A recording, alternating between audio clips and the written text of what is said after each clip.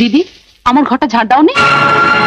হ্যাঁ, এই তো দিয়ে এলাম। কি হয়েছে মেজো বউ? দেখুন না মা, যেই আমি একটু বাথরুমে গেছি অমনি সুযোগ বুঝে আমার ঘরটাতে ঝাঁটা বুলিয়ে পালিয়ে এসেছে। ছি ছি ছি, এ খুব অন্যায়। কিন্তু আমি তো ভালো করে। আমি কি মিথ্যে বলছি? লতু, তুমি দেখবে চলো, ওটাকে কি ঝাঁট দেওয়া বলে?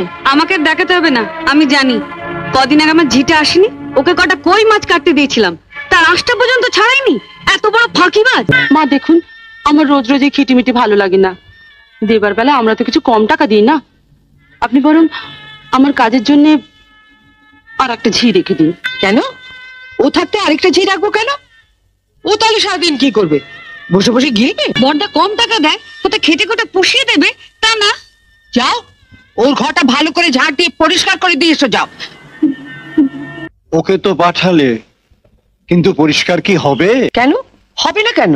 ঝাড় দিলে তো ঘরের ময়লা সাফ হবে, কিন্তু তোমার মেজে বউয়ের মনে যে ময়লা জমেছে, শতবার ঝাড় দিলে তো সে ময়লা সাফ হবে না, যদি না ওকে ঝেঁটিয়ে বার করে দেওয়া হয়। আজ আসুক আপনার মেজো ছেলে, আসুক। কি বাবা তোমাকে এত বড় কথা বলেছেন? বলেছি তো, আমি আর বাড়িতে একদিনও থাকবো না যদি তুমি ওর একটা বিহিত না করো। চলো তো, চলো আমি দেখছি, চলো।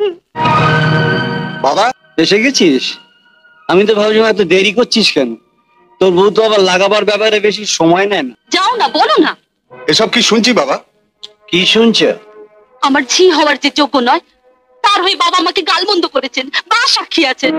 আমার ভুল হয়ে গেছে। তাহলে সবার সামনে আপনি স্বীকার করছেন আপনার ভুল হয়েছে? হ্যাঁ, আমি তো অন্ধ, চোখে দেখতে পাই না। আমি বুঝতে পারিনি তোমার গালটা কোথায় ছিল।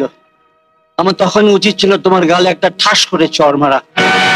আমি তা মারতে পারিনি, ভুল তো আমার হয়েছেই। তুমি কি গো, ওর সামনেই তুমি ওর বউকে গালমন্দ করছো? নিজে চাকরি বাকরি করো না, ও টাকা দিচ্ছে বলেই তো সংসার চলছে।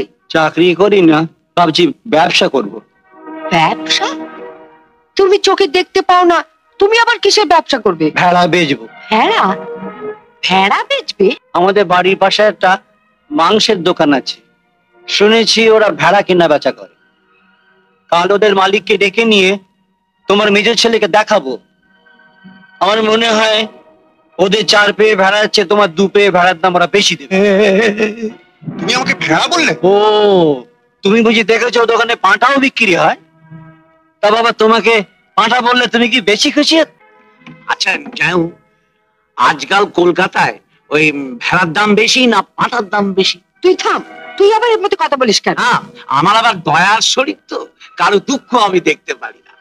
তো ওই ভেড়া পাঁঠার দাম জিজ্ঞেস করে যেটার দাম বেশি হতো সেটা ওকে বললেই পারতেন।